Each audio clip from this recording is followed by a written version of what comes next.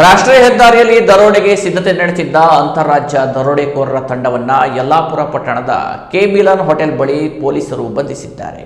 ಮಹಾರಾಷ್ಟ್ರದ ಪುಣೆಯ ಉಮೇಶ್ ರಾಮ ಗಾಯಕ್ವಾಡ, ಲಖನ್ ಸುಹಾಸ್ ಜಾಧವ್, ಪ್ರಶಾಂತ್ ಅಖಿಲ್ ಪವಾರ್, ಥಾಣೆಯ ಶ್ರೀನಾಥ ಶಂಕರ ಜಾಧವ್, ದೀಪಕ ಚಂದ್ರಲಾಲ್ ದುಂಬಾನಿ, ನಾಗುಬಾಯಿ ಗಣೇಶ್ ಜಾಧವ್, ಅಂಬಿಕಾ ಪ್ರಕಾಶ್ ಜಾಧವ್ ಬಂಧಿತರಾದ ಆರೋಪಿಗಳು.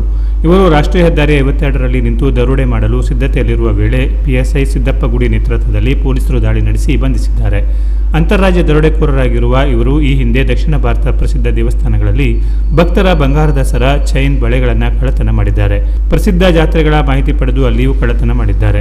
ಕೃತ್ಯ ಎಸಗುವ ವೇಳೆ ಹಿಡಿಯಲು ಹೋದರೆ ಕಲ್ಲಿನಿಂದ ಹಲ್ಲೆ ನಡೆಸಿ ಪರಾರಿಯಾಗುತ್ತಾರೆ. ಈ ಮೊದಲು ಗೋಕರ್ಣ, ಮುರುಡೇಶ್ವರಗಳಲ್ಲಿ ಕಳ್ಳತನ ಮಾಡಿದ ಪ್ರಕರಣ ಇವರ ಮೇಲೆ ಇದೆ. ಈಗ ಸಿರ್ಸಿ ಜಾತ್ರೆಯಲ್ಲಿ ಕಳ್ಳತನ ಮಾಡುವ ಉದ್ದೇಶದಿಂದ ಮಹಾರಾಷ್ಟ್ರದಿಂದ ಬಂದಿರುವುದಾಗಿ ವಿಚಾರಣೆ ವೇಳೆ ಒಪ್ಪಿಕೊಂಡಿದ್ದಾರೆ. ಬಂಧಿತರಿಂದ ಕಾರು, ಕಾರದ ಪುಡಿ ಪ್ಯಾಕೆಟ್, ಮಂಕಿ ಕ್ಯಾಪ್, 7 ಮೊಬೈಲ್, ಕಬ್ಬಿಣದ ರಾಡ್ಗಳನ್ನು ವಶಪಡಿಸಿಕೊಳ್ಳಲಾಗಿದೆ.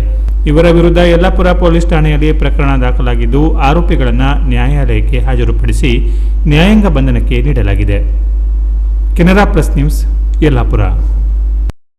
ಶಿರಸಿ ಶ್ರೀ ಮಾರಿಕಾಂಬಾ ದೇವಿ ಜಾತ್ರೆಗೆ ಹಾರ್ದಿಕ ಸ್ವಾಗತ. ಶಿರಸೀಪುರ ನಿವಾಸಿನಿ ಶಕ್ತಿ ರೂಪಿಣಿ ಮಾರಿಕಾಂಬೆ, ಭಕ್ತ ಜನಾಶ್ರಿತೆ ಪ್ರಸನ್ನೆ ದೇವಿ ರಕ್ಷಮಾಂ.